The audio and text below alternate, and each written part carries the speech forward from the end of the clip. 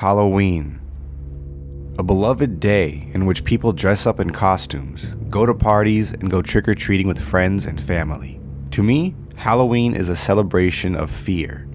A reminder that not everything in this world is as scary as you might think. However, for some people, Halloween was sadly turned into their worst nightmare when all of their deepest and darkest fears would come true.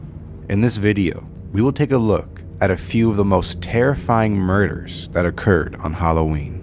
So sit back, grab the candy corn, and let's begin.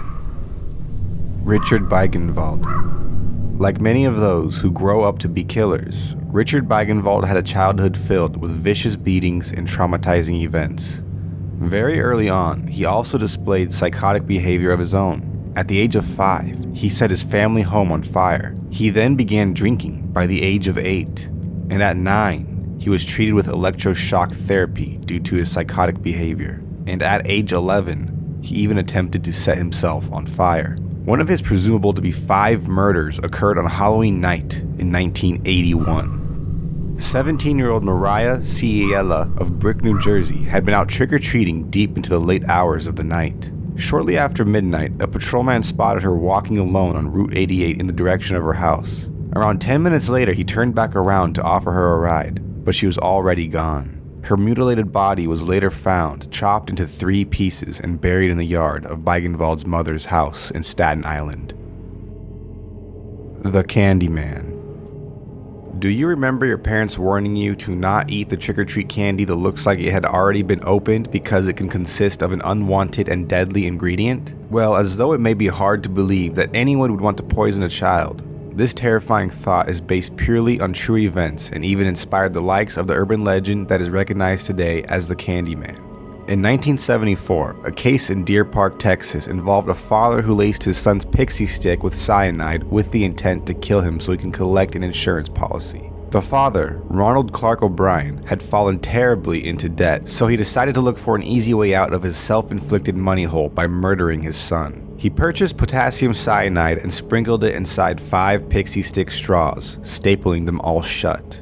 He then handed them out to his son, daughter, and 3 other neighborhood kids. To avoid suspicion, his plot was to kill all of the kids and blame a neighbor. After trick-or-treating, O'Brien's 11-year-old son Timothy, apparently at his father's urging, swallowed the pixie stick powder and complained that it tasted bitter. He soon began vomiting uncontrollably and was dead before reaching the hospital. O'Brien was found guilty of murder and later died via lethal injection. He subsequently earned the nicknames the Candyman and the Man Who Killed Halloween. The murders of Leslie Mazzara and Adriane Insogna.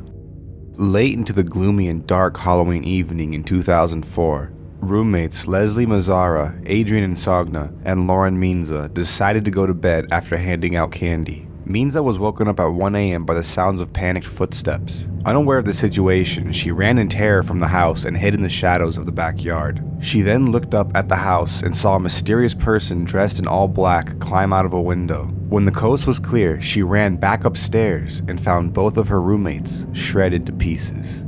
In the course of the investigation, FBI agents found cigarette butts near the scene of the crime that matched blood evidence inside the house, but found no known matches in any DNA database. Officers and FBI agents spoke to nearly 1,500 persons of interest during the investigation of the double murder, including one of Insogna's friends, Lily Prudhomme. Her husband, Eric Koppel, became a person of extreme interest during the investigation when he refused to give a DNA sample to exclude him from the suspect pool. Nearly a year after the commission of the crime, Koppel turned himself in and confessed to the deaths of his wife's friends while giving no motive for the execution of his crime. If the nature of the murders wasn't heinous enough, consider the fact that Koppel was, at the time of the murders, only engaged to the friend of one of his victims and carried on with the wedding, thinking his crimes would not be tied to him.